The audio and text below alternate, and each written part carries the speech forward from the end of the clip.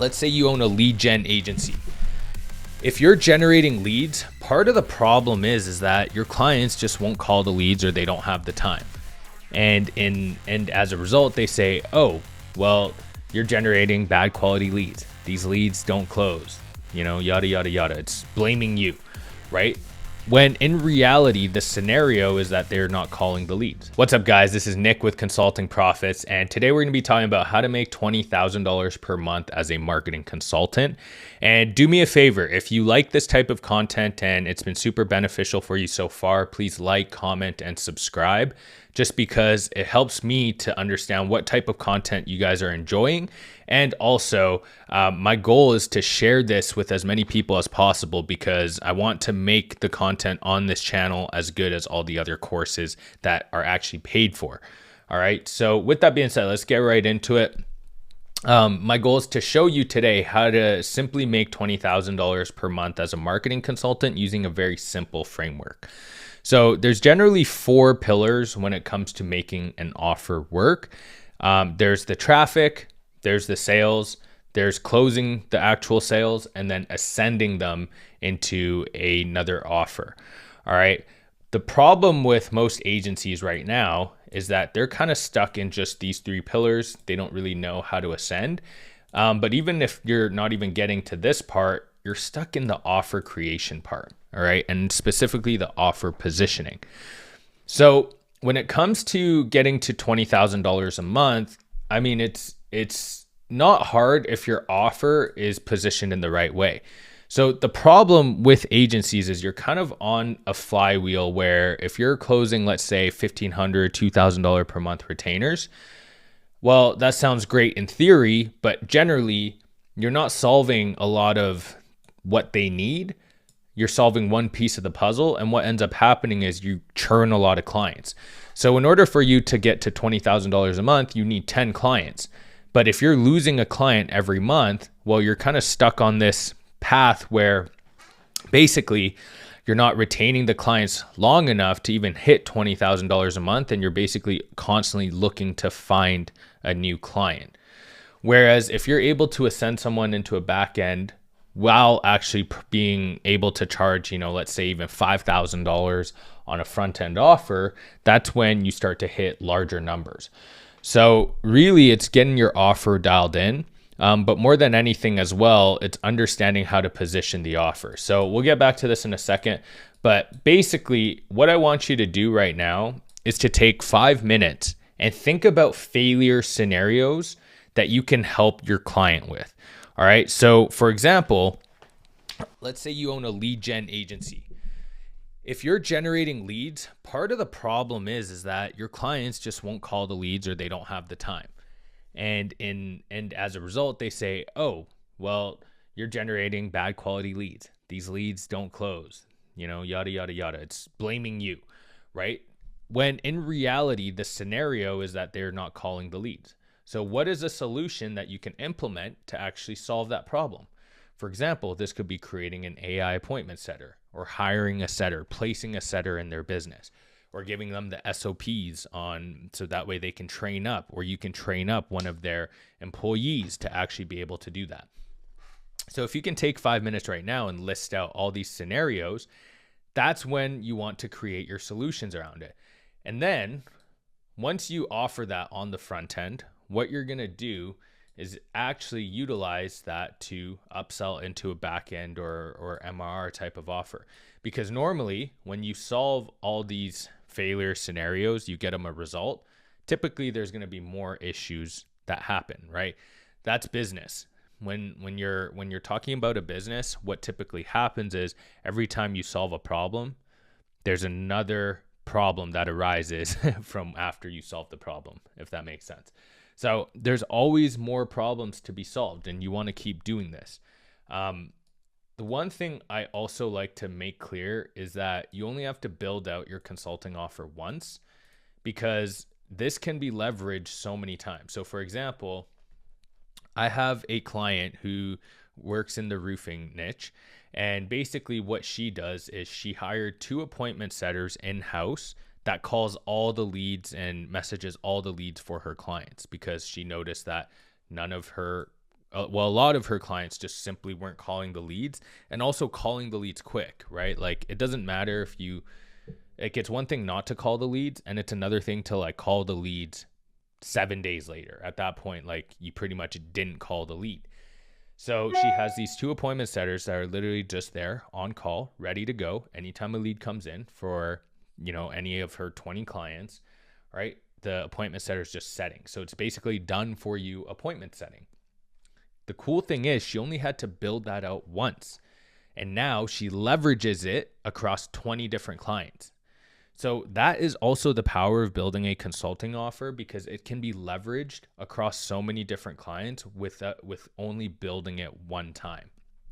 So that's super important to think about. My recommendation is to come up with 5 to 10 different failure scenarios and come up with 5 to 10 solutions of those things, right? These should match. Okay. So it's important to think about how your solution ensures that your client doesn't fail. So another thing is sales, right? Maybe their sales process sucks. So maybe it's coming up with a solution where it's like how you can audit their sales process, or hire a closer, or sales coaching, whatever it is. There's so many different things that you can come up with. Maybe it's no CRM, right? Maybe you build them a CRM.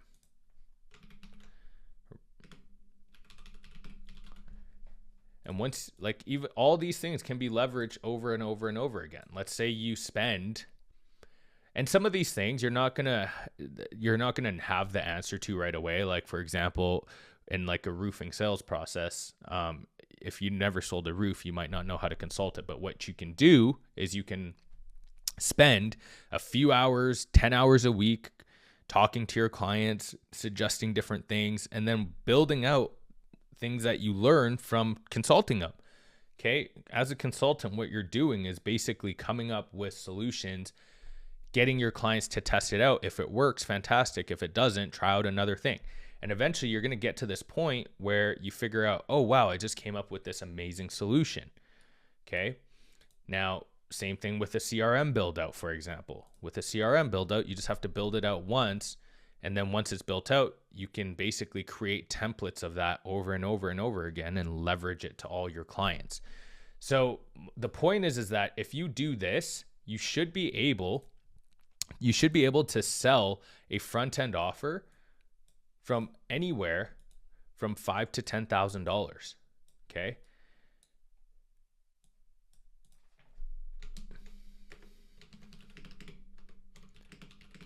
And this is an implementation.